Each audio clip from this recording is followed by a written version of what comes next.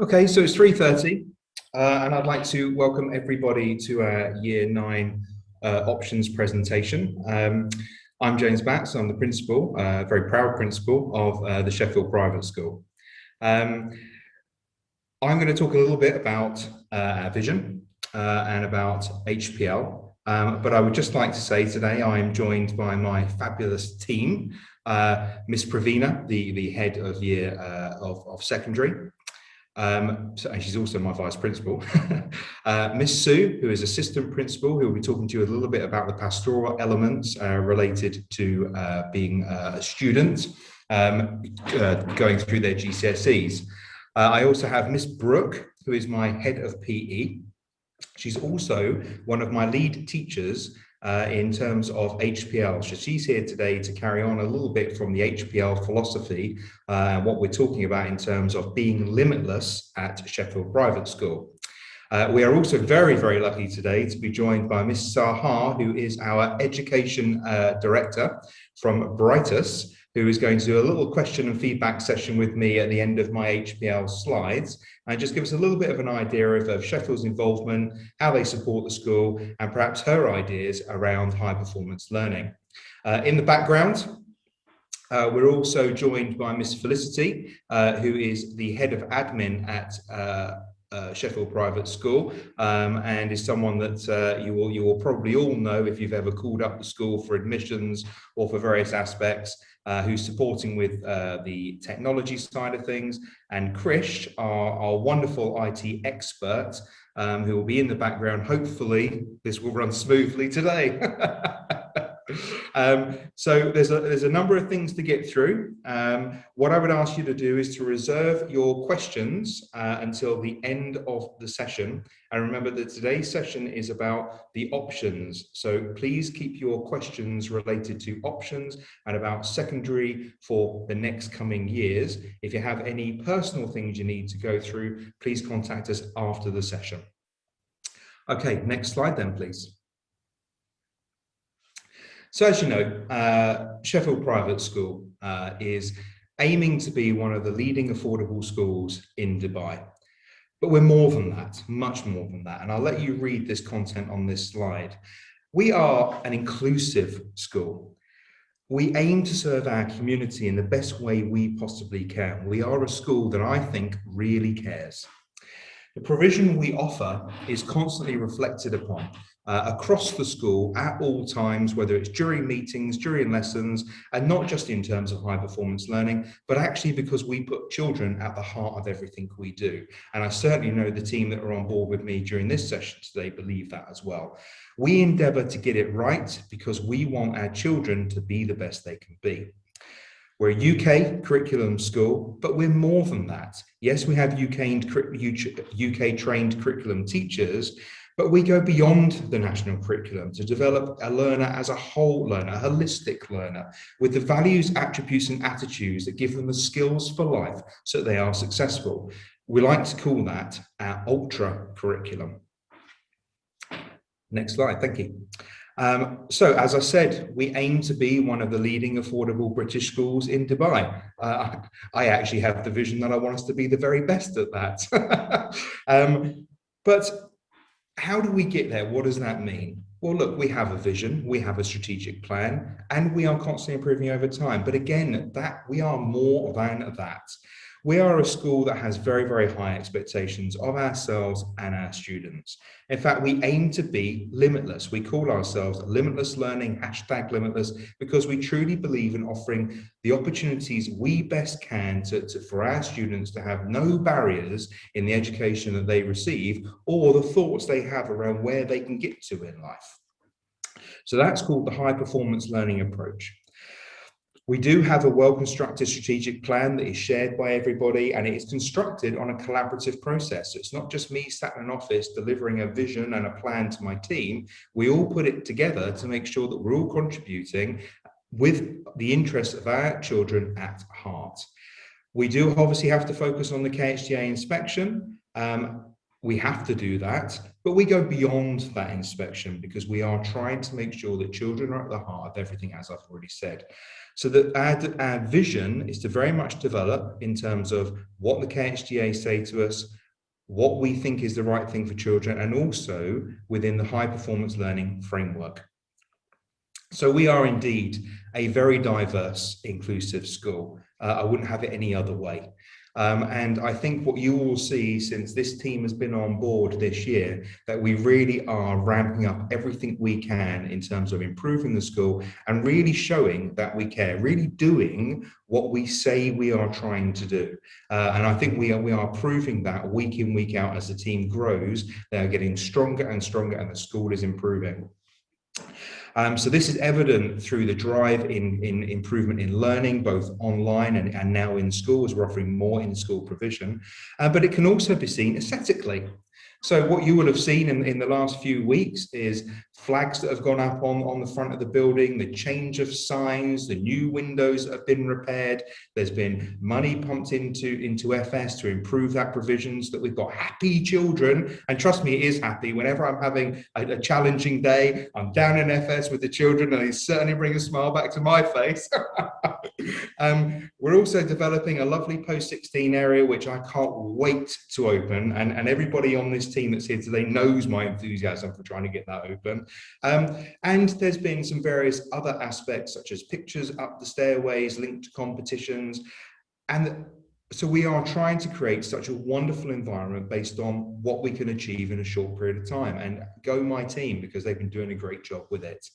Now, obviously, there's been challenges because parents haven't seen this, and you know, in fact, even our governors haven't seen it because of the COVID restrictions. And I know we're all a bit fed up with COVID at this stage, but what I can say is, irrespective of COVID, we are trying our best to deliver in school. All of this has been achieved through a shared vision. Everyone is on board in school. When we talk about high performance learning, there is energy through the corridors. It is on the tip of everybody's tongue. And in a very, very short period of time, I'm proud of what has been achieved. And I know that our parent company, Brightest, and Miss Saha, will talk a bit about that today. So, if we talk a little bit about high performance learning, and I'll give you just a little bit more of an idea of what that is. As you can see, our purpose, learners of today leading tomorrow. But you can't be someone leading tomorrow if you don't have the skills to do it. So it's not just about the academics, it's also about those values, those attributes, and that attitude to be successful, be collaborative, persevere, be resilient, work with others wherever you can, and of course, be a decent person. If we go on to the next slide. So the formula for success, I'm not going to pretend that we created this, we didn't. This has come from the high performance learning manual, and it just gives you a little bit of an idea to suggest how what has been, I've termed in the past, kind of global competencies or this notion of potential, that it's all intertwined. And what we have to keep doing is keep on that task, what we call that Apollo thinking. Be relentless within your dream. Don't let anybody kill your dream, because you can get there at your own pace and in your own way.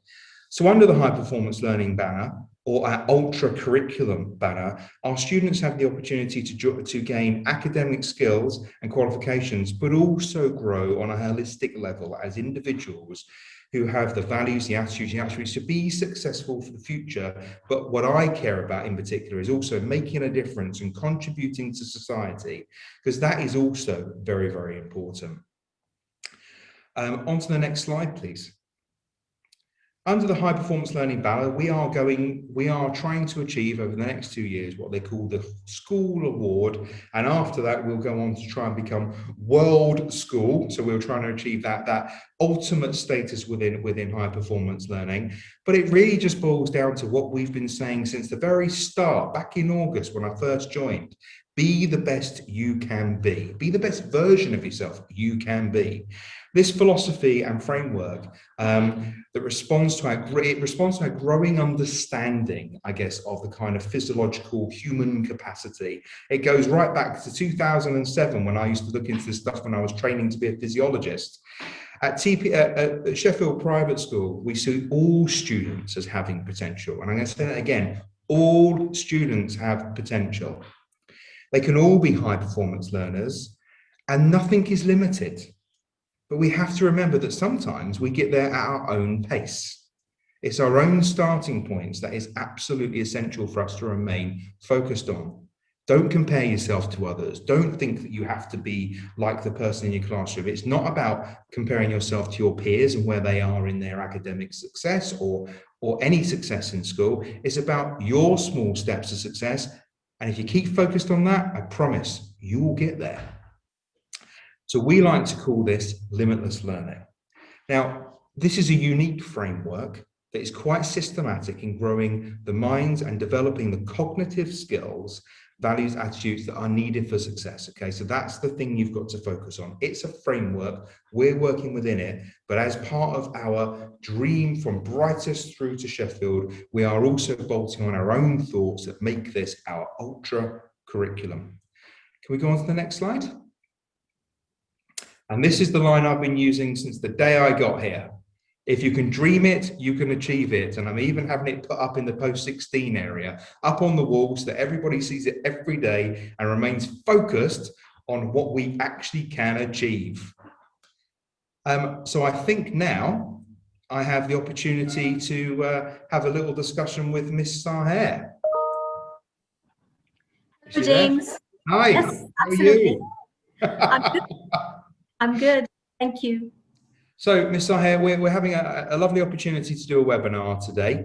And I wondered if you might just contribute a little bit with just giving us how about a little bit of a background about who you are and how you ended up being the person that you are, where you are still being the best you can be. Oh, it's a beautiful question, by the way. I don't really get opportunity to talk about who I am and why I am who I am. So thank you for providing that opportunity to me. I actually come from a very small town of Pakistan.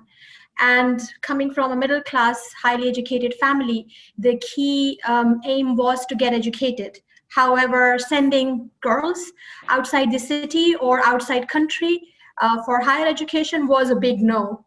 But I would say that my father was the courageous one in the family to support me to get education, to get out of the country, to see the world and learn what I have learned. And then I figured out that it wasn't enough. So it brought me to UAE and spent a lot of time in UAE being the school teacher, school leader, and then now I'm at the brightest education. But when I reflect back and I look at what I've achieved, to be honest, it makes me extremely proud, but at the same time humble, because I could contribute back to my home country by opening a school for the children who are coming from low income or middle income class, and they have access to, I would very proudly say, international standard of education within that fee structure that is being offered to that school. So that's my achievement, to be honest. And wherever I go, I believe in transformation and changing lives forever. And I can be testament to that, because just as your father supported you to be the inspirational person you are now, you also support me and our school, me as the principal and our school, in order to help us be the best we can be. And I can tell the audience right now, Ms. Saher is indeed a very inspirational character. So can you tell me a little bit, we've touched on the notion, and you and I talk about it often, about limitless learning, HPL, kind of our thoughts around what does ultra curriculum really mean? Could you maybe give us a bit of an idea in terms of how Brightest and how yourself see that how that growing in our school?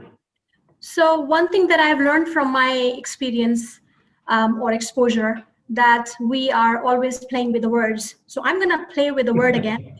It's not limitless anymore. I would suggest it's timeless, because it's limitless.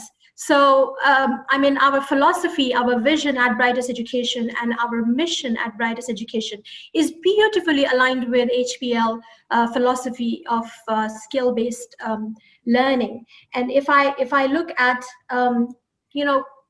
going back, this is not really about 21st century skills. It's about skills that are timeless, going back to when human was trapped in the caves and building skyscrapers, or exploring fire and then collaborating and telling others that, oh, look, we could cook food now, or going back to, maybe inventing wheel and does the industrial revolution. I mean, you name it, everything is based around creativity, critical thinking, collaboration, and communication. So here we are.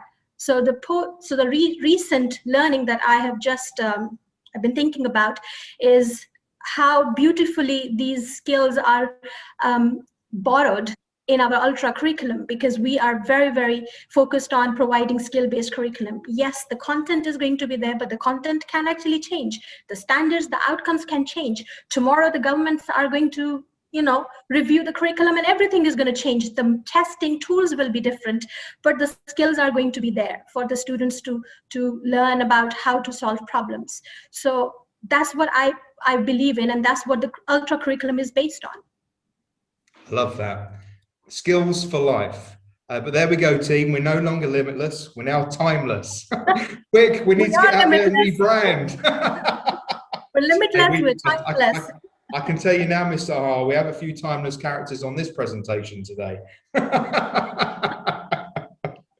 So I think it'd be nice for the audience just to, I touched a little bit at the beginning there about the support you've offered me as a principal and the support that Brightest offers the school. Maybe you'd like to just give us a little bit, elaborate on that just a little bit, just tell us a little bit about some of the things you support us with and what maybe a little bit of your vision for us as well.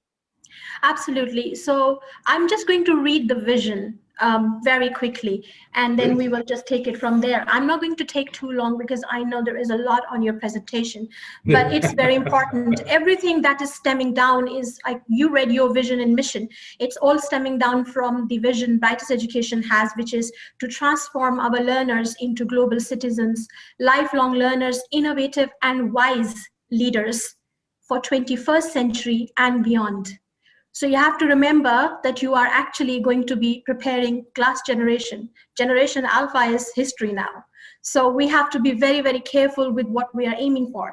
And I'm very excited to share the kind of approach we have when we are supporting the school. So we have our key core strategies, and those strategies are quality assurance of education. So every school is on a journey of school improvement, which is what should be happening. Then we have another strategy, which is innovation strategy. And we also have enrichment strategy that is stemming from ultra curriculum. So all the principals are provided with these strategies and some key objectives that are built around these strategies. And then we are providing advice, encouragement, and critique where possible to look at how we can achieve this target together. But the ultimate aim or objective is obviously student success. It is a short-term success or consider it long-term success. That is what our philosophy is, that is what we're believing in, that our students should be successful in whatever they do. Lovely. And absolutely, I agree. There is certainly the air of support, and indeed at times you and the team are very much a critical friend of myself and the school, and I value that greatly. Okay, would you like to give us a one-liner to finish off with then, Sahar? Tell those future year nines that are moving into year 10, they're about to start their GCSE or BTEC journey. Give them a one-liner for inspiration moving forward. Well, I wish I could, but I only have 4 points. I'll try to put them into one line, which is know your strengths and weaknesses, know the subjects that you are going for when you are choosing, and make sure that you're not making it too complicated and difficult for yourself, but also look at the practicality of it, thinking how this is going to support your application for the universities. So that's my advice to our students. Thank you so much, and I really appreciate you joining us today. That's wonderful advice. Thank you. Thank you, James. Okay, so we're going to move on to our next superstar, Miss Brooke. As I said, the head of PE and also one of my HPL leads.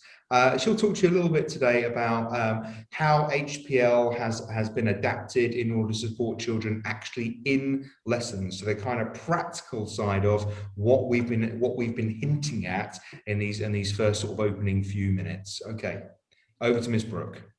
Hi everybody. So my name is Miss Parker, and I'm one of the HPL leads and the head of the PE department. So our HPL Drive team, I'll just tell you a little bit about us and what our focus and aim is in the coming years to sort of develop the school.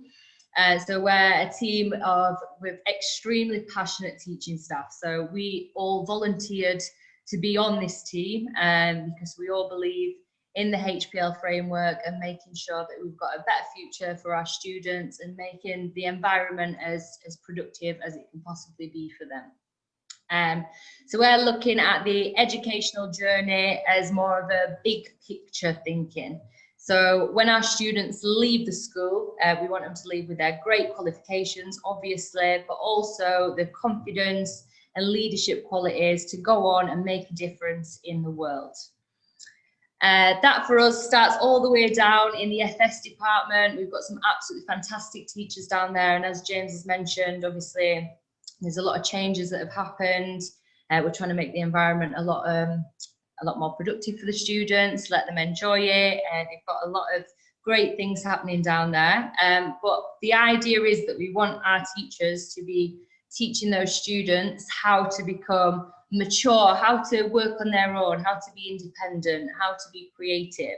And then we're going to try and build on that year by year up until they're in year 13, where they can be leading projects on their own, and school leadership for them, for the student leaders, so that when they're leaving school, doing college, going to university, they have got everything that they can possibly get from being in our school at Sheffield.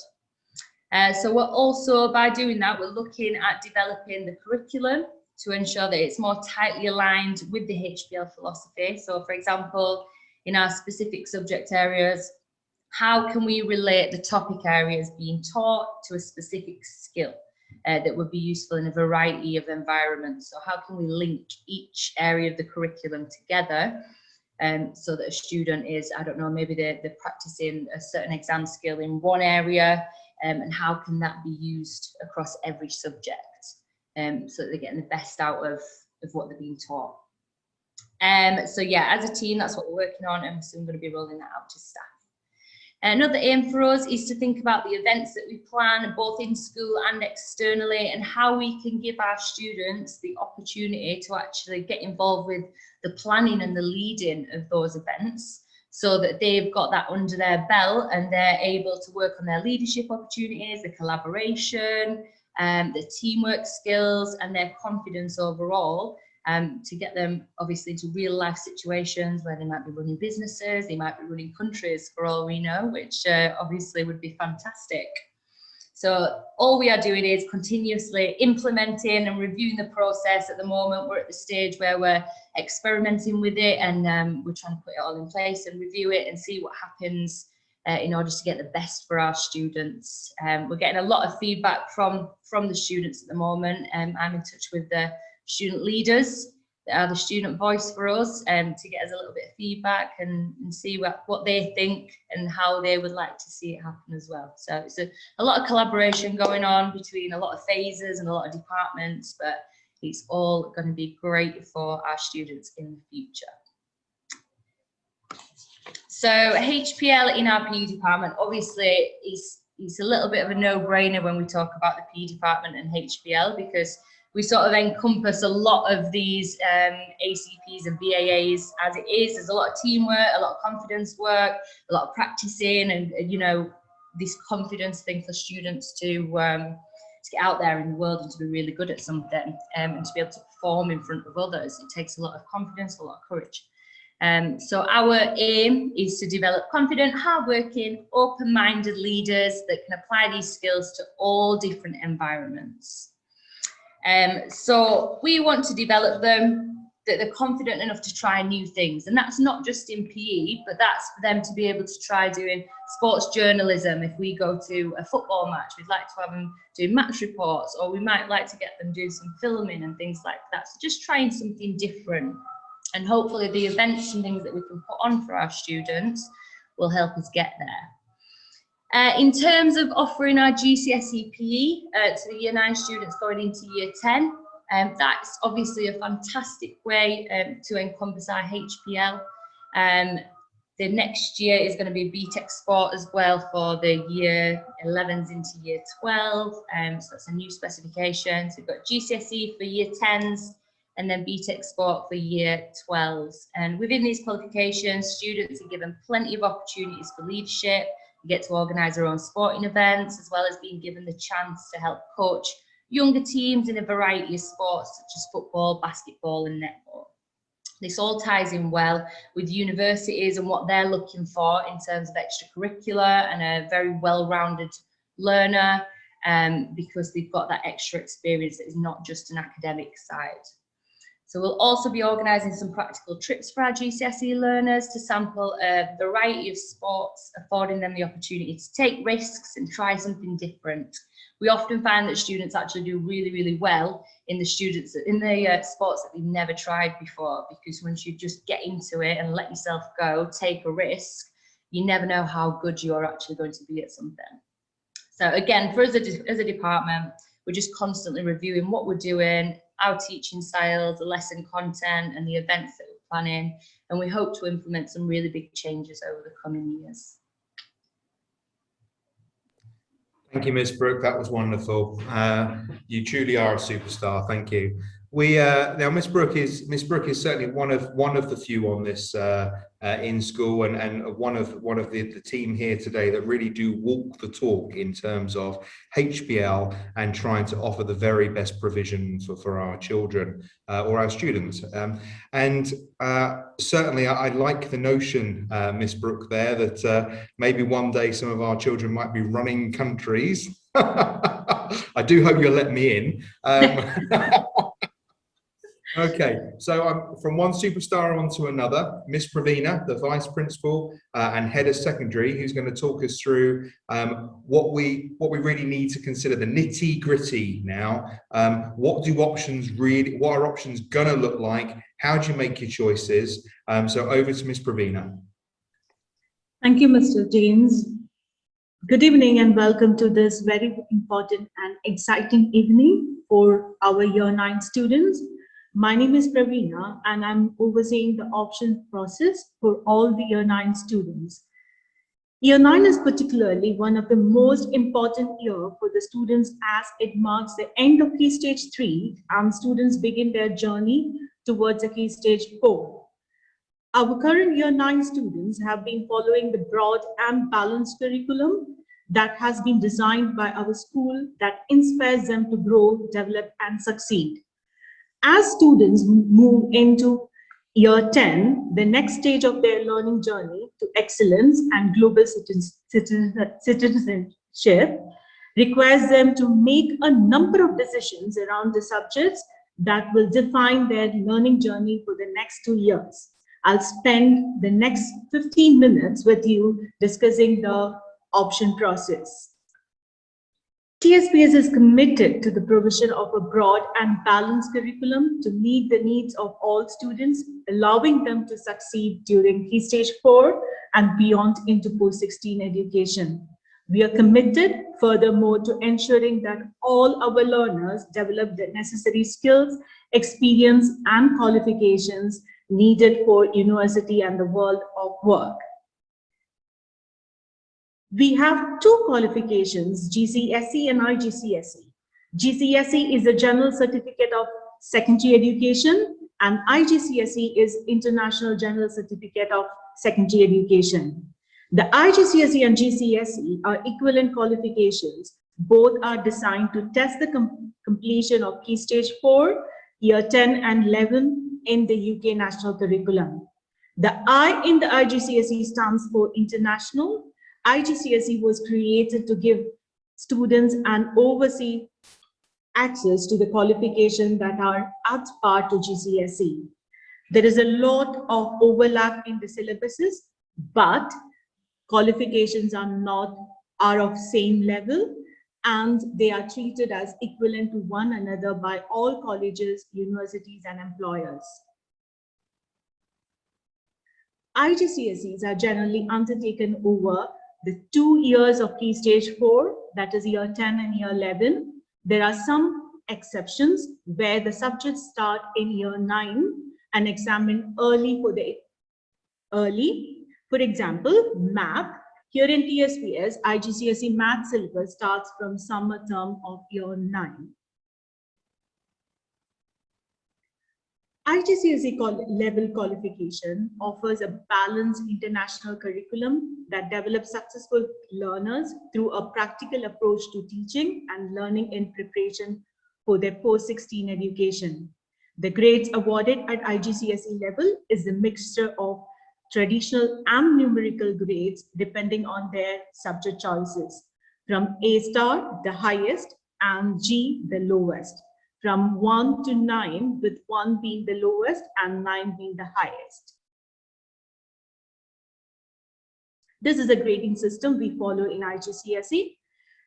This gives you a comparison of traditional and numerical systems. Grade 4 will be equivalent to grade C, which is a standard pass, and the strong pass is grade 5. The bottom third of the B grade and the top third of the current C grade will become grade 5. The highest grades is 9, while 1 is the lowest.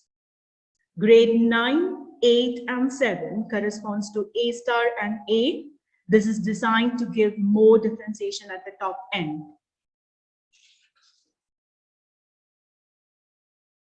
Some key questions to think about. Why apply to TSPS Key Stage 4? Which subject to apply for? What are the entry requirements? I'm sure you will get an answer to all these questions at the end of this webinar. We understand that creating a focused curriculum at this early stage in education can be a difficult process. In TSPS, we believe that a broad and balanced curriculum is still important in Key Stage 4 to prepare students for future studies in whichever system of education or career path they enter. Our curriculum is relevant and challenging, enjoyable and personalized. We offer leadership training, career guidance program, work experience, and skill-based training. To ensure the breadth and balance and to meet the UAE requirements of all students will study the following core subjects. Now on screen, you can see the compulsory subjects examined by the external board: English literature, English second language, mathematics, physics, biology, Arabic first language. These are the compulsory subjects the students are studying in Key Stage 4. Compulsory ministry subjects are MOE Arabic, Islamic education, PSHE, moral education, UAE social studies. And these are the optional subjects. Next slide. These are our Key Stage 4 options. Now, a student will study all these compulsory IGCSE subjects, and the student can choose one subject from each option block.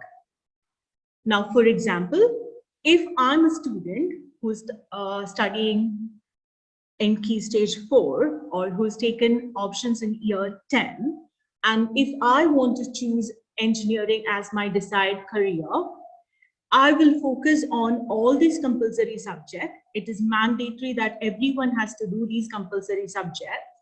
And I will pick one subject from option 1. Now, my desired career is engineering. So I'm picking art and design. Then from option 2, I'm picking chemistry. And option 3, I'm just taking ICT. So this is how you choose your options in Key Stage 4. Again, I'm repeating one more time.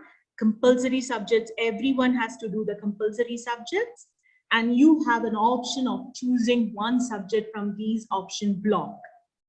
So at the end of Key Stage 4, a student will get 8 IGCSE certification or 8 IGCSE qualification. Next slide. We are also very excited about our vocational range of BTech first courses, which is level 2 certification at TSPS. The students who are wanting to take 100% coursework to achieving their IGCSE equivalent qualification can choose BTech courses. BTech first courses offer a practical approach to mastering the subject and are internally assessed, moderated by Pearson, the Edexcel examination board. In our option blocks this year, students can combine BTech first courses with our range of IGCSE subjects to enjoy a broader balance of curriculum, of project-based learning and external assessments. BTech qualifications have been established in schools across Dubai over a decade. We offer 2-year program of BTech level 2 certification, where students will do 3 units of a course, which is equivalent to 1 GCSE or IGCSE qualification. These are our IGCSE examination board. We have 3 boards: Edexcel, AQA, and CAIE. Mathematics, biology, chemistry, physics, psychology, economics, accounting, business studies, geography, English language, physical education, statistics will be under Edexcel examination board, media studies and computer science, AQA board, information technology, sociology, art and design, travel and tourism, and history will be CAIE, which is Cambridge board. These are the examination board website. This will be useful if you want to search on these subjects. Next slide. Some tips for making good choices. When considering option choices, students should try to balance the following factor. Choose the courses you are likely to enjoy, ability and progress. Most important, it should be sensible combination. Key stage 4 students will be expected to take full responsibility for their choices and learning. Throughout the 2-year courses, there will be great demands and expectations placed on students. To reach success, students have to be disciplined and committed to their courses. Now, these are the useful websites to research on career choices.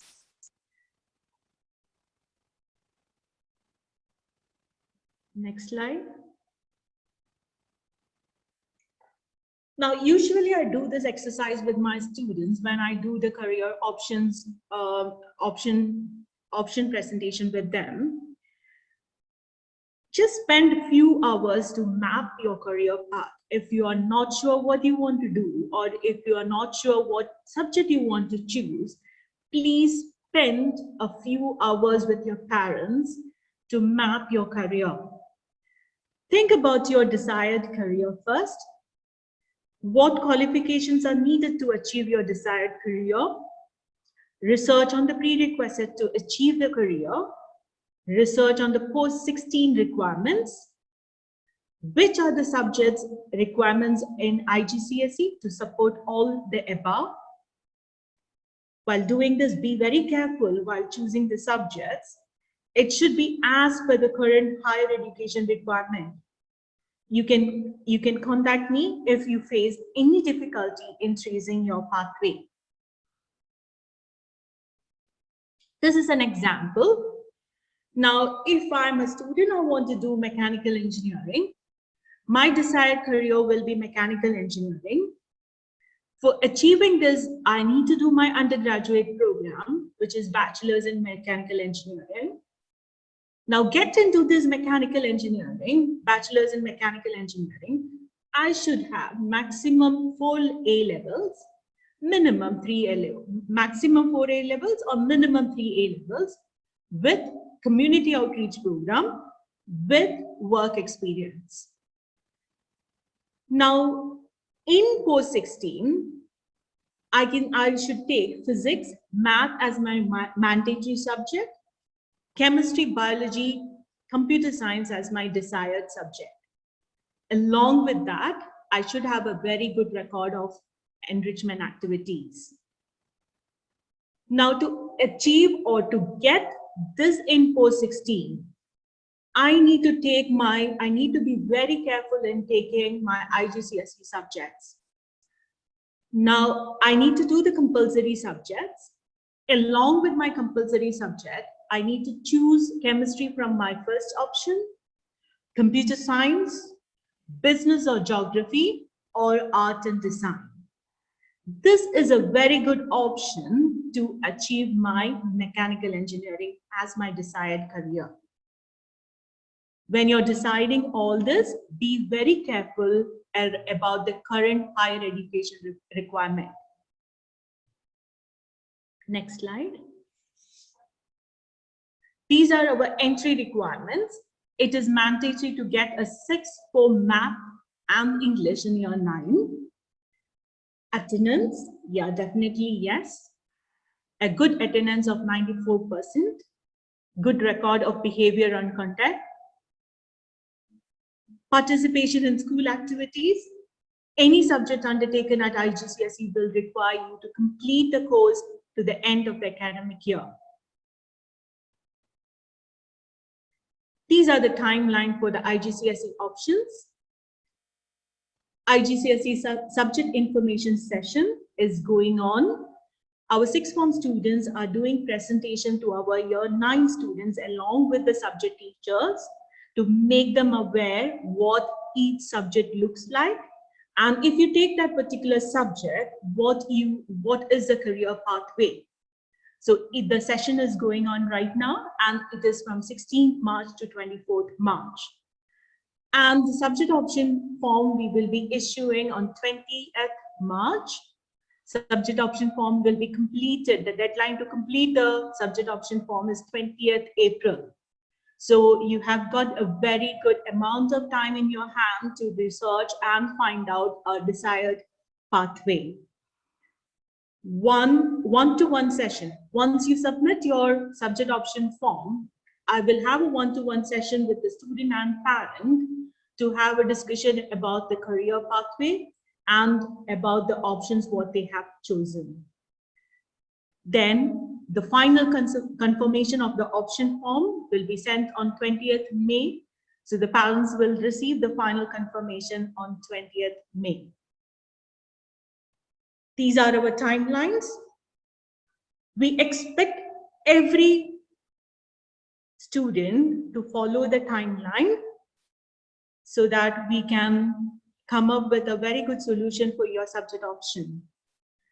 We expect very high standard of work and behavior from all our students, and most importantly, we expect every young person to try to achieve beyond their potential. We will strive to support and push every learner. We are here to serve our community, but also to challenge it in order to maintain high standards and improve on all areas in line with Dubai's education vision to create the best possible learners. We will ensure there is an effective teaching and learning for every student every day in every classroom, and we will be working hard to ensure that this will be the reality of our school. Thank you for listening to me, and now Ms. Sue Cook, our secondary school coordinator, will discuss with you about how you can support your child to choose the correct and desired pathway. Once again, plenty thanks to all parents and students present here today. Thank you. Okay, thank you, Ms. Pravina, and thank you everybody for coming this afternoon. I'm going to talk to you about how to support your child in this whole process. And just by turning up to this webinar, you're showing that you're already partway on that path of supporting your child, and you're very interested in helping them in what it can be quite a difficult and challenging time with choices that they're not used to making.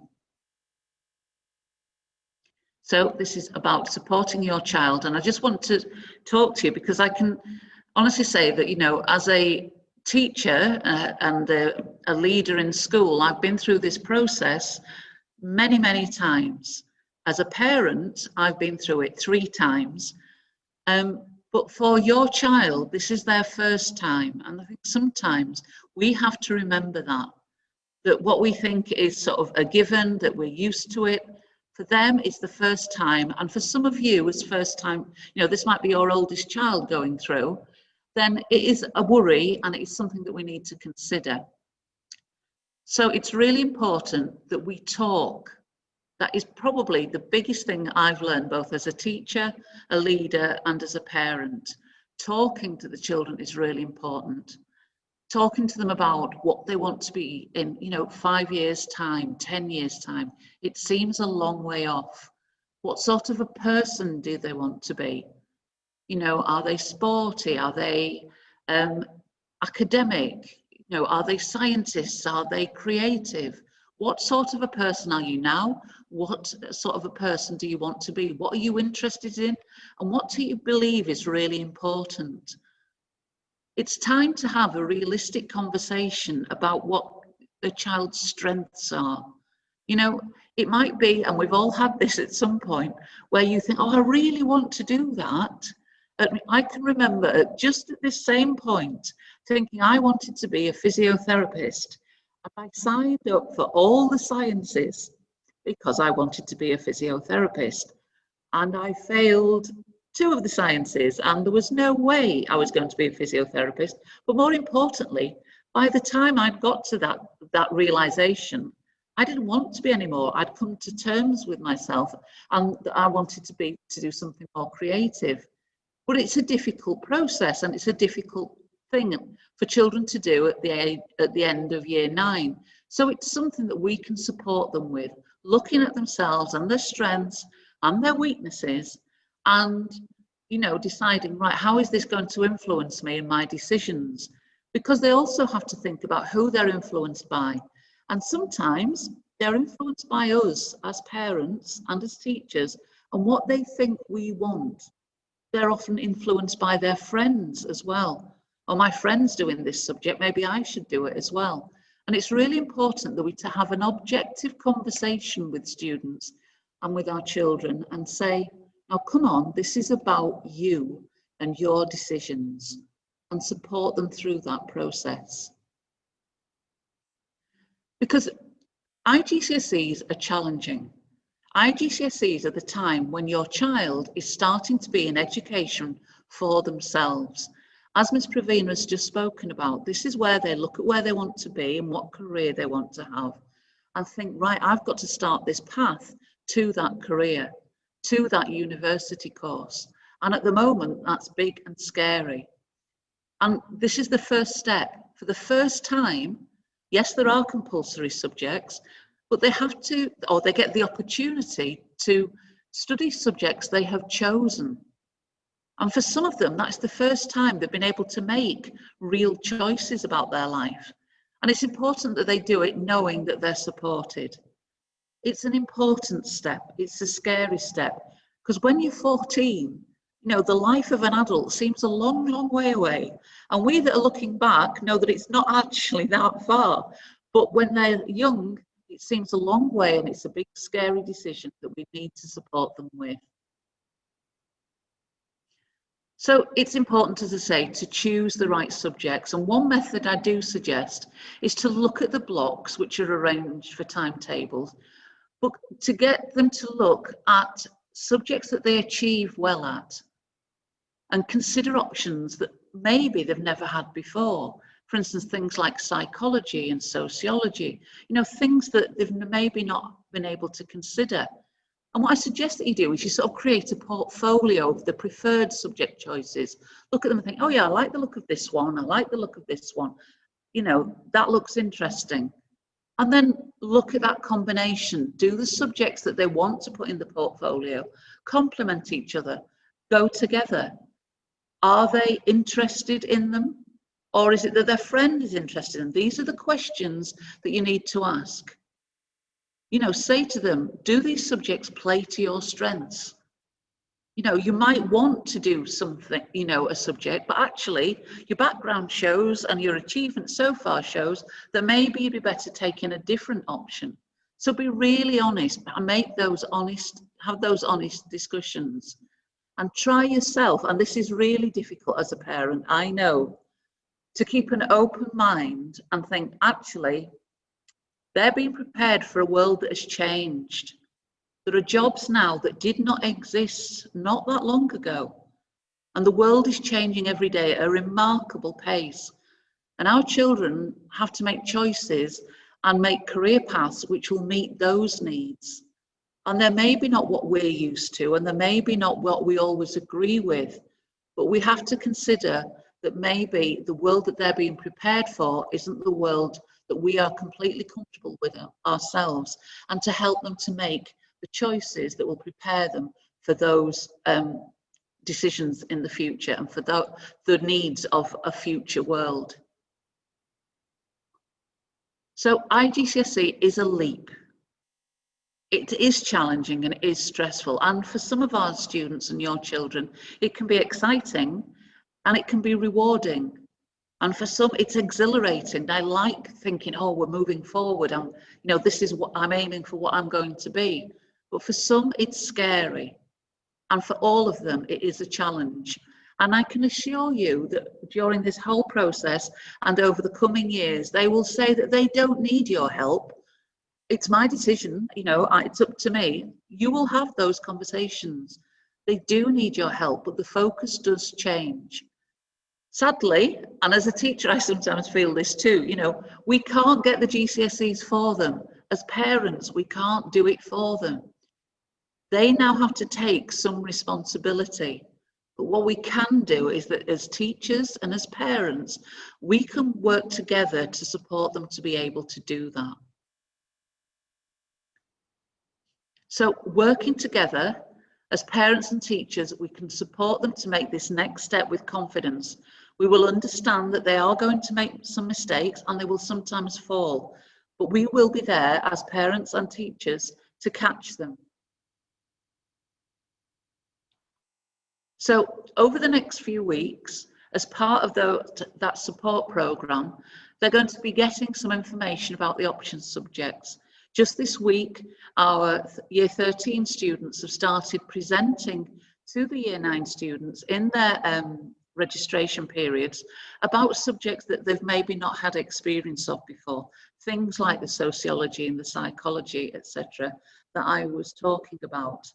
They will start to see some pre-course materials, they'll start to see some reading and tasks, which will be set up for the start of the course, so that after the exam period, they can start to look at what they would need to do for these IGCSEs. As Ms. Pravina has said, there will be advice and discussions with staff on the paths that have been chosen and the next steps. And there will be some pre-GCSE work set for the summer. Not as you've got lots of homework to do right from the very beginning, but to encourage them to get that head start so that they can start the new academic year with confidence. And once they start that academic year, it's important that, again, we are supportive, particularly at the moment. The exams have been disrupted really for the last 2 years. So last year, the exams were disrupted. This year, they're disrupted. And it's very easy for students to think, oh, well, it might happen again. Oh, it's easy for them to get complacent, to sit back, to get demotivated. That we mustn't let that happen. The pupils who achieve best are the ones who like school, they enjoy learning, and they're self-motivated. They're great students. But a lot of us are just human. We're not always that great all the time. And they need our support. They're going to have assessments. They're going to have coursework, something that they've not had before, where they're having to work continually on an extended project or essay that requires a bit of self-discipline and doing a bit of work at a time. They're going to have these independent projects. They're going to have 2-year courses. So they've got to keep the motivation over a long period of time. And we know some will be scared, and that will make them try to avoid it because they're scared of getting it wrong.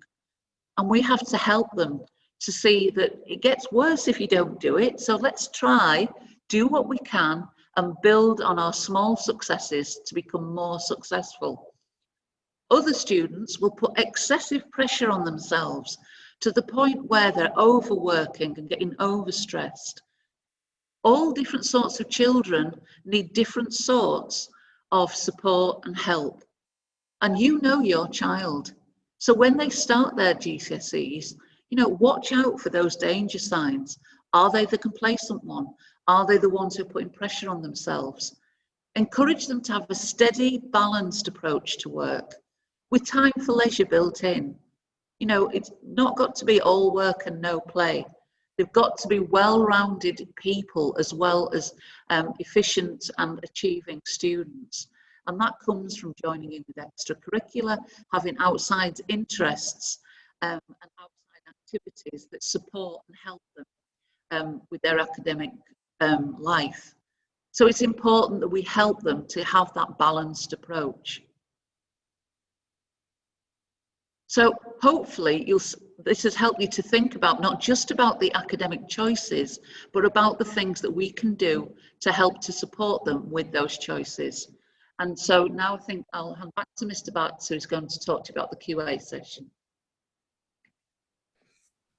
Thank you, Ms. Sue, and thank you, Ms. Pravina. Really, really detailed presentation ideas. And I think we've shared some wonderful ideas with our parents today.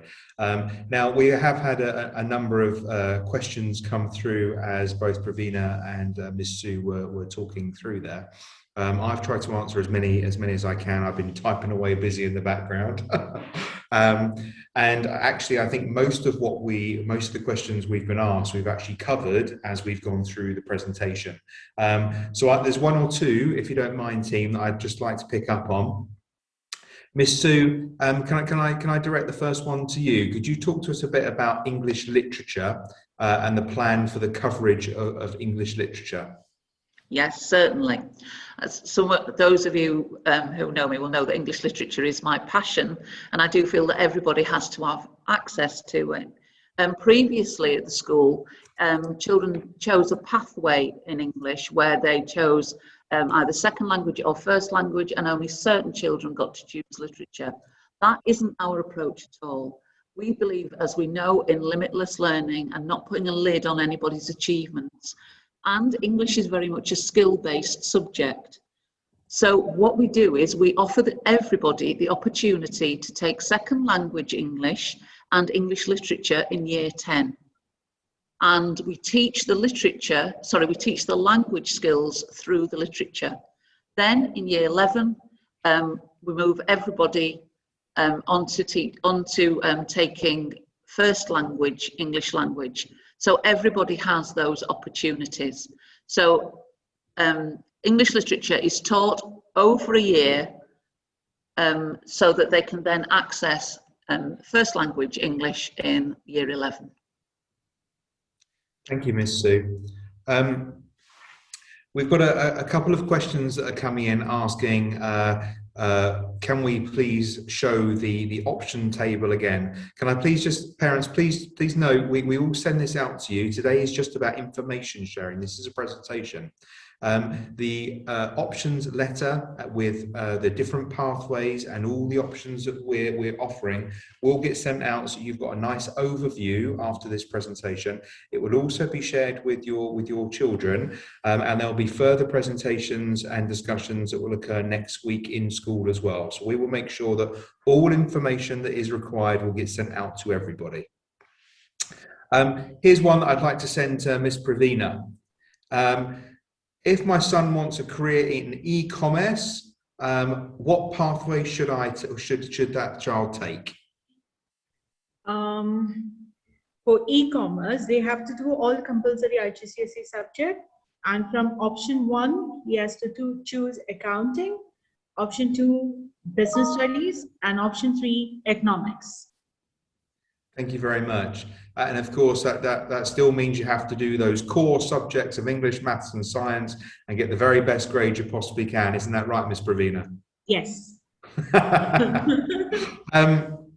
Ms. Pravina, here's an interesting one. There's a question here that says, what does post-16 stand for? Okay, now I wanted to tell that in between, but I totally forgot. Okay, Post 16 is your, after Key Stage 4, you will move on to Key Stage 5, where you will study year 12 and year 13. So year 12 and year 13 together is what we call it as post 16. Thank you. Now, there's a couple of questions where the parents, or maybe even some students, because they're anonymous, are asking whether or not they can take some of their exams in year 10 and then maybe take another bank in year 11 and then piece them all together in order to get their GCSEs or their BTEC. Can you just explain a little bit about the way the exam boards work in terms of term and exams for us? Okay. According to the IGCSE, it is I already informed that it is a 2-year course. It's year 10 and year 11. So each subject is having a certain period of syllabus and certain period of curriculum has to be covered. So that takes 2 years of time. And in TSBS, we don't allow anyone to do any examination in year 10.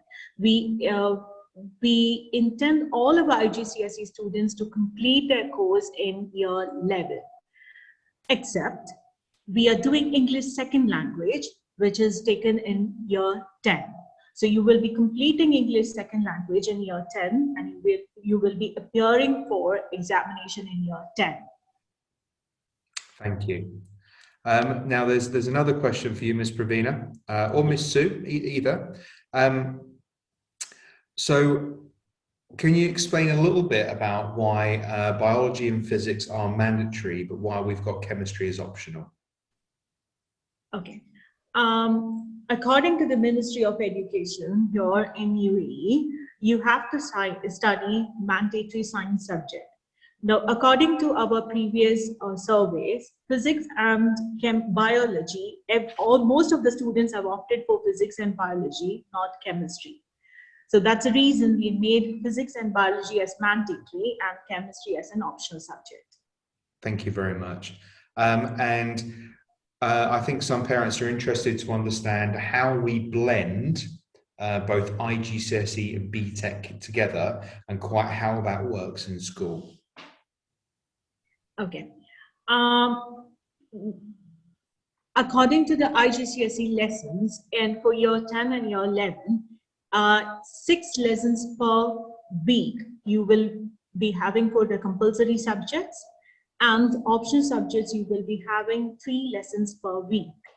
Now BTEC courses are optional subjects, so you will be doing 3 lessons per week, where the teachers will be assigning work according to your syllabus, and it will be completely project based. There is no assessment, external assessment.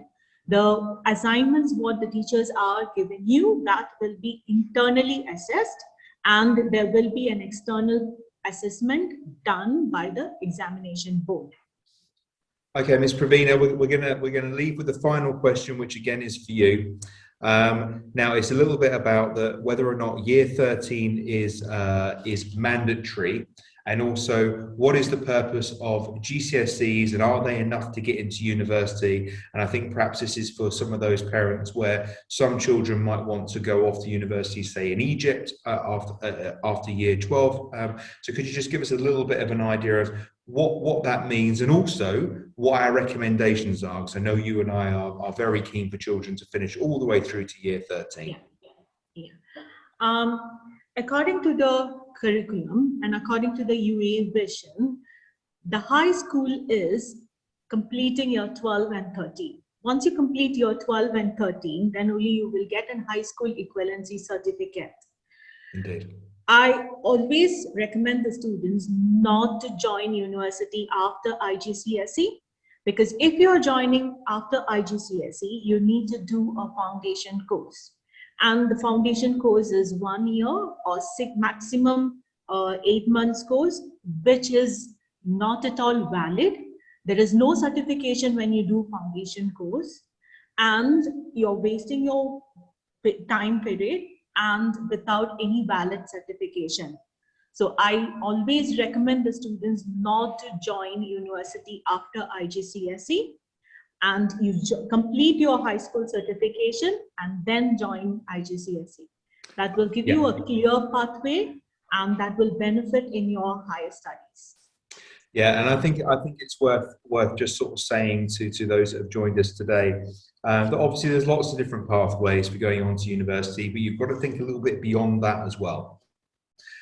Very much as you go out into the big wide world and aim to get a job even after university, you'll still be asked for your school certificates and your qualifications. And I can tell you, even now, someone like me in my 40s, as I've just applied for the principal's license with the MOE, I've just been asked my GCSE certificates. So this does follow you. It's not about going with the easiest option or the simplest option. It's about going for what is going to create you the very best life opportunities.